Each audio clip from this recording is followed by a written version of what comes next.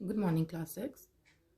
सो कल हमने पढ़ा था about the number system, Hindu Arabic number system and international system. इसमें हमने नंबर्स किस तरीके से एक्सपेंड करते हैं, किस तरीके से उसको नोटेशन या न्यूमरल में लिखा जाता है, ये सब हमने इसमें पढ़ा था। आई होप आपने एक्सरसाइज 1 ही करी होगी, ठीक है। So today will be doing comparison of these numbers. इतने बड़े बड़े नंबर्स को कंपेयर कैसे किया जाता है, ये हम आज के लेसन में पढ़ेंगे। इसके अलावा वर्ड प्रॉब्लम्स भी आज के ही लेसन में हम करेंगे। ऑलराइट, सो सबसे पहले हम आ जाते हैं कंपैरिजन ऑफ नंबर्स में।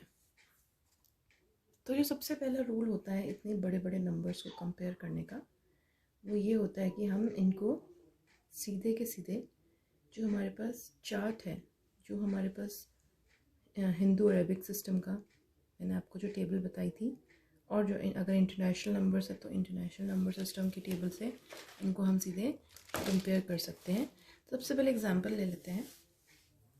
Suppose we have 2 numbers, alright.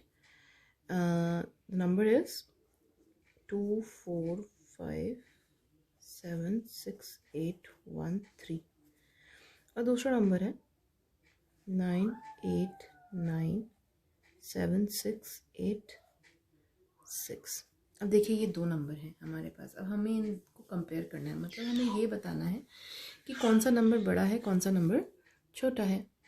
तो सबसे पहले तो हम ये चेक करेंगे कि नंबर ऑफ डिजिट किस नंबर में कम है, किस नंबर में ज़्यादा है। जिस नंबर में नंबर ऑफ डिजिट ज़्यादा होंगी वो नंबर ऑब्वियसली बड़ा होगा। तो सबसे पहले आप ये कंपेयर करा करें कि डिजिट्स कितनी है दोनों नंबर्स में। अब इस नंबर में अगर हम देखेंगे इसमें कितनी डिजिट्स हैं, 1 2 3 4 5 6 7 8। इसमें 8 डिजिट्स हैं, इसमें 1 2 3 4 5 6 7। तो ये 8 डिजिट वाला ऑब्वियसली बड़ा होगा 7 डिजिट वाले से। तो आप इसमें सीधे जो साइन है वो सीधे आप ऐसे लगा सकते हैं। इसमें आपको टेबल में भी रखने की ज़रूरत नहीं पड़ी, है ना। सो इस तरीके के नंबर्स में तो आप सीधे नंबर्स काउंट करके, डिजिट्स काउंट करके पता लगा सकते हैं। लेकिन अब उन नंबर्स का क्या जो जिनकी सेम डिजिट्स हैं। तो सपोज हम एक एग्जांपल ले लेते हैं, 9 6 8 5 0 3 7 4 और दूसरा नंबर है 9 6 7 2 1 8 9 5। अब ये 2 नंबर्स हमको मिल गए हैं, ऑलराइट। अब इन 2 नंबर्स में हम डिजिट्स को काउंट करेंगे। 1 2 3 4 5 6 7 8, ये 8 डिजिट्स है। यहाँ पे 1 2 3 4 5 6 7 8, ये भी 8 डिजिट्स है। अब ये दोनों 8 डिजिट्स हो गए हैं। अब इनको कंपेयर करने के लिए आप जो टेबल थी जो हमने लास्ट टाइम पढ़ी थी, आप उनमें इन नंबर्स को सीधे रख दीजिएगा, ठीक है। जैसे कि ये वंस था, वंस, टेंस, 100 1000 10,000 लाख, 10 लाख, करोड़, 10 करोड़। अभी आपको पता ही हमारी टेबल थी, ये जो प्लेस वैल्यू टेबल जो थी ये हमने इस तरीके से करी थी, जो ये हिंदू अरेबिक सिस्टम है, ऑलराइट। इसमें आप इन नंबर्स को पीछे से रखेंगे। इस वाले नंबर को पहले रख लेते हैं। सो 4 1 है, 4 7 3 0 5 8 6 9। और यहाँ देखेंगे, यहाँ वाला नंबर भी ऐसे लिखेंगे, 5 9 8 1 2 7 6 9। अब आपके पास ये 2 नंबर आ गए हैं। अब आप यहाँ से कंपेयर करना शुरू करेंगे। जो आगे जो सबसे पहला जो प्लेस है करोड़, करोड्स को पहले आप कंपेयर करेंगे। 9 9 है दोनों में, हमें पता नहीं चल पा रहा है। जो बड़ा होगा वही नंबर सीधे बड़ा हो जाएगा, लेकिन यहाँ पे दोनों सेम है। फिर 10 लैक्स में आ जाते हैं, यहाँ पे भी दोनों सेम है। अब लैक्स में आते हैं। लैक्स में हमने जब देखा तो यहाँ पे 8 जो है वो बड़ा है 7 से। That definitely means that this number is bigger than this number. So this means कि याला नंबर क्या है, बड़ा है इस नंबर से। तो इन नंबर्स को कंपेयर करने के लिए इस तरीके से किया जाता है। इतने बड़े बड़े नंबर्स हैं तो आपको ये जो प्लेस वैल्यू चार्ट है ये आपको याद करना पड़ेगा, और इसको लिख करके इसमें नंबर को लगा करके देन यू विल कंपेयर। इतने बड़े नंबर्स को हम सीधे कंपेयर नहीं कर सकते। अब आ जाते हैं ऑर्डरिंग ऑफ नंबर्स। अब ऑर्डरिंग ऑफ नंबर्स भी ऐसे ही किया जाता है। सपोज हमारे पास नंबर्स हैं 3763214। इसके अलावा है 183402179, 984671, 3790423 एंड 1843156। अब देखिए इतने सारे नंबर्स हैं और हमें इन्हें ऑर्डरिंग करनी है, मतलब हमें सपोज इनको असेंडिंग ऑर्डर में लगाना है। तो वही जो हमने किया था ऊपर, जो हमने किया था हम इसमें भी वही करेंगे। सबसे पहले जो प्लेस वैल्यू जो चार्ट है उसको हम यहाँ पे लिख लेते हैं। Ones, tens, 100, 1000, 10,000, lakh, 10 lakh, crore, 10 crore. अब सारे नंबर्स को आप इसमें लगाएंगे। जो सबसे पहला नंबर था हम उससे शुरुआत करते हैं, उसको हम इसमें लगा देंगे। तो वो क्या आ जाएगा, पीछे से लगाने की कोशिश करिएगा, वो ज़्यादा इजी रहता है। 4 1 2 3 6 7 3। तो ये नंबर हमें पता चल गया कि ये है 37,63,214। ये हमें पता चल गया है इसको लगाने के बाद। दूसरा नंबर भी इसी तरीके से लगाएंगे। 7 1 2 0 4 3 8 1। ये नंबर में पता चल गया क्या है, 1,83,40,217। ऐसे ही जो नेक्स्ट नंबर है वो लगाएंगे 1 7 6 4 8 9। यह है 9,84,671। ऐसे ही जो सेकंड नंबर है 3 2 4 0 9 7 3, 37,90,423। ऐसे ही जो लास्ट नंबर है 6 5 0 1 3 4 8 1। यह आ गया 1,84,31,056। अब आपको ये नंबर पता चल गया। अब आप बताइए कौन सा नंबर बड़ा है इसमें से। असेंडिंग ऑर्डर में करना है।